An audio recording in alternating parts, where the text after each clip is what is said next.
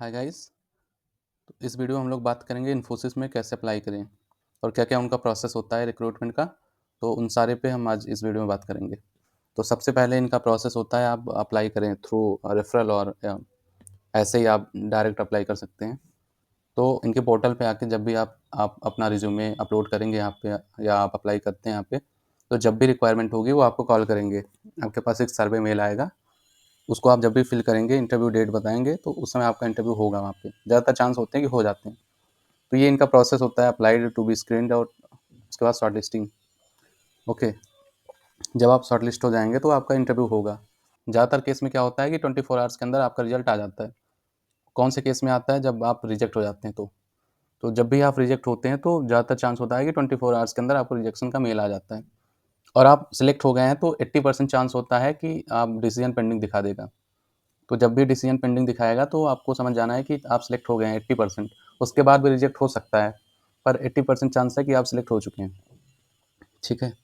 उसके बाद आपका जो भी जैसे-जैसे प्रोफ़ाइल होती है, जिस लेवल की होती है, उस हिसाब से इंटरव्यू होता है। तो ज़्यादातर केसों में क्या होता है, एक टेक्निकल राउंड होता है और उसके बाद मैनेजरियल राउंड, फिर एचआर। किसी-किसी केस में टेक्निकल 2 हो जाते हैं, तो वो डिपेंड करता है जॉब लेवल पे। तो जब भी आपका टेक्निकल होगा उसके विदिन 1 वीक आपका मैनेजरियल राउंड होगा।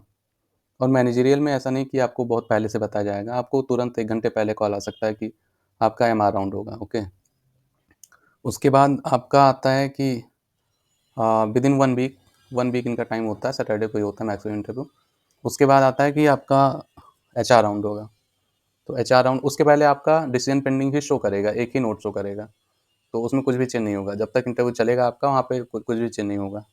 जब आपका एचआर राउंड कंप्लीट हो जाएगा, उसके बाद जब वो प्रोसेस करेंगे ऑफर लेटर के लिए, तो उसके बाद आपके जो नोट्स हैं वो चेंज होते जाएंगे। कभी कभी किसी किसी केस में दो दो नोट हो जाते हैं, किसी में 4-6। वो डिपेंड करता है उनके ऊपर, एचआर के। तो अभी मैं बताता हूँ आपको कि कितने दिन में ऑफर लेटर वगैरह आ जाता है। तो जैसा आप देख सकते हैं, मुझे अभी ऑफर मिला है इन्फोसिस का, तो मैं ज्वाइन भी कर लिया हूँ। मैं आपको दिखाता हूँ।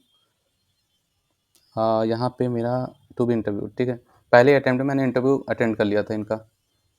तो नई किसी-किसी केस में क्या होता है कि आप नहीं अटेंड कर पाते, शेड्यूल करवाते हैं, तो टू बी इंटरव्यू के 2-3 नोट आ जाते हैं जैसे ही आप शेड्यूल करवाते हैं।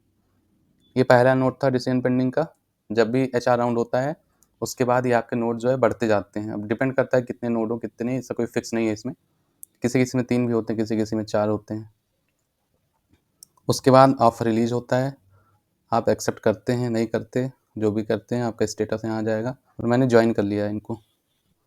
तो अभी मैं बताता हूँ कि आप जब एचआर राउंड देते हैं उसके कितने दिन बाद ऑफ़र आपको मिलता है, चांसेस कितने होते हैं आपको मिलने के। पहले देखेंगे आपका पैकेज कितना है। आपका पैकेज ज़्यादा होगा, वो ट्राई करेंगे किसी और को ले लें, सेलेक्ट कर लें। तो ज़्यादातर चांस होते हैं कि कोई और मिल जाता है, तो आप कहीं पे रिजेक्ट हो जाता है।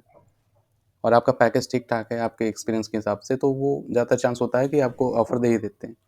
इनका प्रोसेस होता है मिनिमम 1 वीक, 1 वीक या मैक्सिमम 2 टू 3 वीक हो जाते हैं। तो कुछ अप्रूवल वगैरह भी लेना होता है इनको। वो आप कैसे चेक कर सकते हैं, मैं आपको दिखाता हूँ। आपको यहाँ पे करना है इंस्पेक्ट। कैसे करना है? या तो आप कंट्रोल शिफ्ट एंड आई से कर सकते हैं, या फिर राइट क्लिक करके यहाँ पे इंस्पेक्ट लिखा होगा। उसके बाद आपको जाना है नेटवर्क टैब में, ठीक है। किसी-किसी केस में क्या होगा कि नेटवर्क टैब आपको दिख नहीं रहा होगा, तो यहाँ से आके आप नेटवर्क टैब में जा सकते हैं या फिर इसको मैक्सिमाइज़ कर सकते हैं। ओके। अब आपको जाना है यहाँ पे फेच एक्सएचआर रिक्वेस्ट, हमको जो भी फेच रिक्वेस्ट होती है वो देखना है। उसके बाद आपको रिफ्रेश करना है। ओके।